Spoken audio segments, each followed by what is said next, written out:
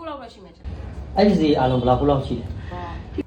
နှစ်သိန်းဘူးလောက်ပဲရှိမယ်ချင်တယ်အဲ့ဒါကိုပစ္စံနဲ့ကိုဝယ်ပြီးတော့ try မဲ့ပစ္စည်းလေးရှိတယ်အဲ့ဒါလေးတွေကဒါလေးတွေပါဒီမှာဆိုလို့ရှိရင်ဗီဒီယိုကပစ္စည်းလေးတွေကိုအဲ့ဒါဝယ်ရတယ်ဒါလေးတွေလဲဆိုတော့ sunscreen ဒါကတော့ night cream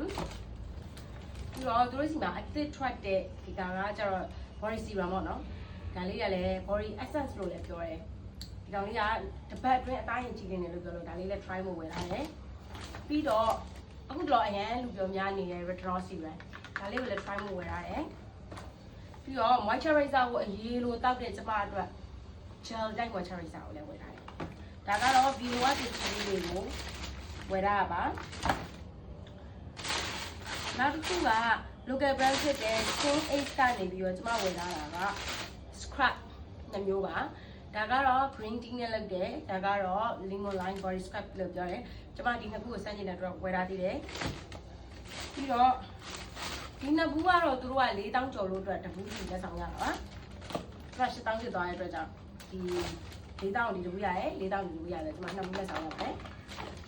ပြီးတော့နောက်တစ်ခုကဒီသူတို့စီမှာနာမည်ကြီးနေတဲ့ body max ပေါ့ဒါကဟိုကြားဒီကြားဘယ်နာမဲမဲဖြူတယ်လို့ပြောလို့ကျမစမ်းမှုအတွက်ဝယ်တာပါ အဲ့ဒီစီအားလုံးဘယ်လောက်ရှိလဲ ဒီပစ္စည်းတွေအားလုံးကဘယ်လောက်ရှိလဲဆိုတော့နှစ်သိန်းဘူးလောက်ပဲရှိမယ်ထင်တယ်ဒါပေမဲ့အဲ့ဒါမှတ်မိတော့ဒါလေးလေးတော့ပြပြလို့ရတယ်ဆိုတော့ဒါလေးကဒီနှစ်ခုကကျတော့မျက်နှာကို max ပေါ့နော် jelly max လေးတွေပါဒါက skin ace ကနေဒီမှာဝယ်ထားတာနောက်တစ်ခုကကျတော့ body scrub တစ်မျိုးဝယ်ထားတယ်နောက်တစ်ခုကကျတော့ဒီ night cream ဒါကကျတော့ Vivo ရဲ့ night cream ဒီကောင်ကကျတော့အရန်ကိုမှတိတာရေလို့ပြောလို့ try ကြည့်နေဒီကောင်တော့မ try ဘူးဒါလေးကို try ကြည့်နေတယ်ပြီးတော့နောက်တစ်ခုကဒီ sunscreen က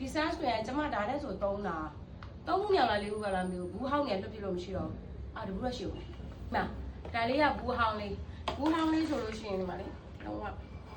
ပြချက်နေရှိတော့ဆိုတော့ကျမဒါလေးကိုရမ်းကြိုက်တယ်ပစ္စည်းပြတ်တယ်နဲ့ကျမအများနဲ့ဝယ်လာတယ်ပစ္စည်းပြတ်လို့ပါပြီးတော့ကျမဒီထဲမှာ moisturizing gel ကြိုက်ဒီ moisturizing ကိုအရမ်းကြိုက်တဲ့ကြောင့်ဝယ်လာတယ် retinol ကတော့အခုလောအရန်ဟိုမှာရေပန်းစားပြီးတော့ active တွေထဲမှာအရန်ဟိုမှာလူသိများတဲ့မင်းသားပေါ့နော်ဆိုတော့ကျမဒီ retinol serum ကိုလည်းကျမအသက်အရွယ်အတွက်ဝယ်ခဲ့ပါသေးတယ်ဆိုတော့ဒီပစ္စည်းတွေအကုန်လုံးကိုကျမ try ကြည့်မှာဖြစ်ပါတယ်ကဲနောက်ဗီဒီယိုမှာဆက်တွေ့မယ်တဒါ